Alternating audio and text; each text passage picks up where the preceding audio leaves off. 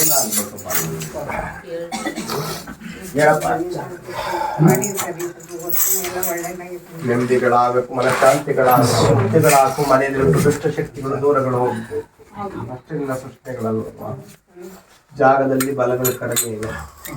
ನನಗೆ ಜಾಗಗಳು ಬಲ ಆಗ್ಬೇಕು, ನೆಮ್ಮದಿ ಆಗ್ಬೇಕು ಅಂತ ಕೇಳ್ತಾ ಇದ್ದೀನಿ ಅಲ್ವಾ. ಬಲಕ್ಕೆ ಮನೆಯಲ್ಲಿ ಗಂಡಾಂತರಗಳು, ಏಣಿಗಳು ಜಾಸ್ತಿ, ಮರಣಗಳು ಜಾಸ್ತಿ, ಸಾಯ್ಬೇಕು ಇರಬೇಕು ಅನ್ನೋದು ಮನೆಯಲ್ಲಿ 2-3 ಸತಿ ಪ್ರಯತ್ನ ನಡೆದಿದ್ದು. ಸತ್ಯ ಸುಳ್ಳು ಹೇಳವ. ನೇಣಾಕೊಳ್ಳಕ್ಕೆ ಸಾಯಕ್ಕೆ ಪ್ರಯತ್ನ ನಡೆದಿದ್ದು.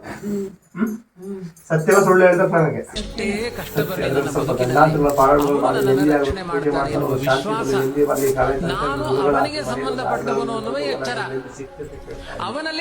ಸರಿ ನಡೆಸ್ಕೊಡ್ತೀನಿ.